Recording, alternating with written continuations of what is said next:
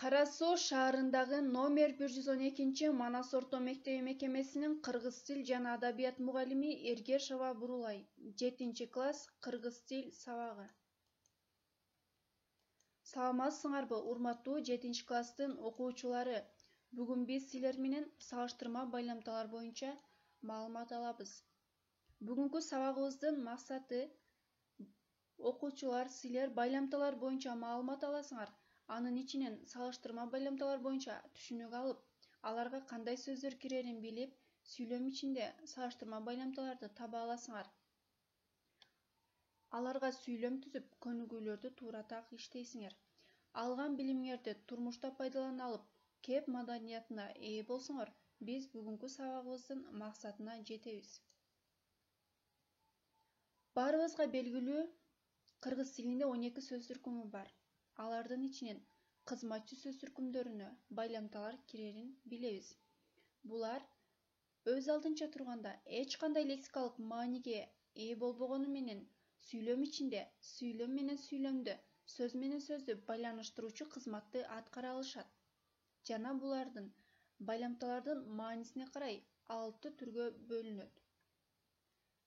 Байланыштыргыч, каршылагыч, божомолдогуч, себеп-натыйжалагыч, салыштырма жана шарттуу байламталар болуп 6 түргө бөлүнөт. Биз булардын ичинен салыштырма байламталар боюнча сөз кылабыз. Салыштырма байламталар булар татаал сүйлөмдүн тутумундагы баш сүйлөм менен багыныңкы сүйлөмдөрдү бири-бирине салыштыруу үчүн колдонулган байламталар салыштырма байламталар деп аталат. Буларга кандай, ошондой, канча, ошончо, канчалык, ошончолук деген сыяктуу татаал байламталар кирет. Жаңы теманы түшүнүү үчүн мисалдар. Мисалы, кайсы жериң канчалык катуу сүрсө, ал жери ошончолук отко кактагандай ысыды деген сүйлөмдө салыштыруу маани жатат. Жана буларды бири-бири менен байланыштырып жаткан канчалык, ошончолук деген салыштырма байламталар бар. Канчалык деген бул багыныңкы сүйлөмдө, ал эми ошончолук деген баш сүйлөмдө турат. Багыныңкы сүйлөм менен баш сүйлөмдү байланыштырып жаткан булар салыштырма байламталар болуп саналат. Ал эми экинчи сүйлөмдө сууктун ызгары жаш балдарга кандай баткан болсо, чоңдорго да ошондой баткан. Бул жерде окуучуларга сууктун кандай баткан болсо, чоңдорго да ошондой батканын бири-бири менен салыштырылып жатат. Жана бул сүйлөмдүн ичинде кандай жана ошондой деген салыштырма байламталар бар.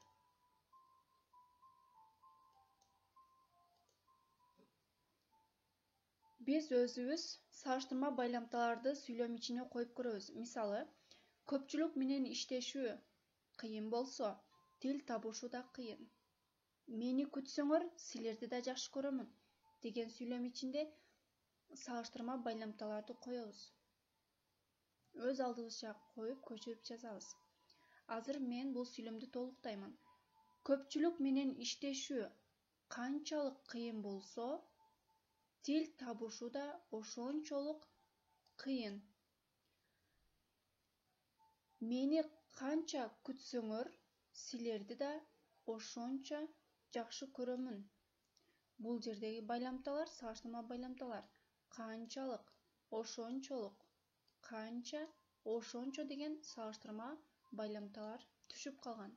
Силер муну ордуна коюп, көчүрүп жазасыңар. Жана багыныңкы сүйлөмдүн баяндоочу шарттуу ыңгайдын саа мүчөсү менен аяктайт. Көпчүлүк менен иштешүү кыйын болсо, канчалык кыйын болсо, тил табышуу да ошончолук кыйын деген сүйлөмдө биринчи багыныңкы сүйлөмдө саа деген бул шарттуу ыңгайдын мүчөсү менен аяктайт. Болсо баяндоочу.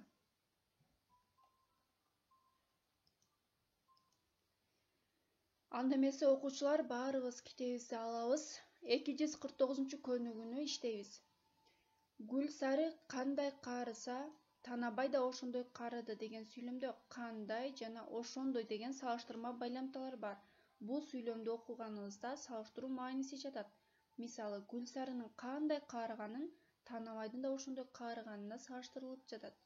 Ал эми экинчи сүйлөмдө башкалар кандай жай бастырып баратса, таанабай ошолордой жай бастыра албайт. Мында дагы салыштыруу мааниси жатат жана эки жөнөкөй сүйлөмдү бири-бирине байланыштырып жаткан салыштырма байламталар кандай жана ошолордой.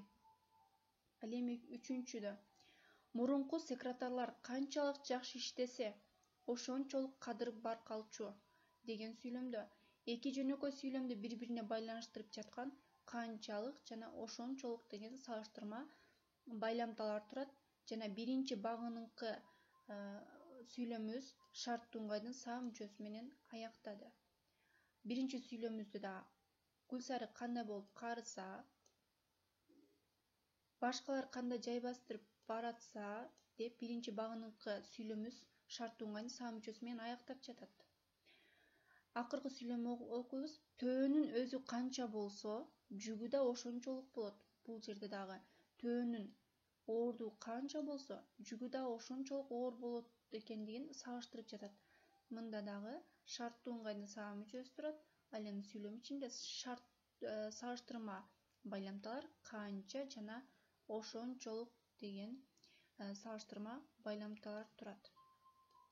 Эгерде биз бүгүнкү теманы түшүнгөн болсок, үйгө тапшырма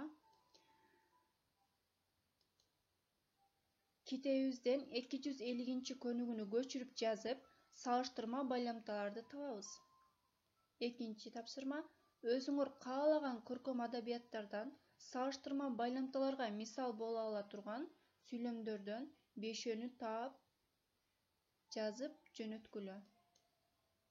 Ушуну менен сабагыбыз аяктады. Саламатта калгыла.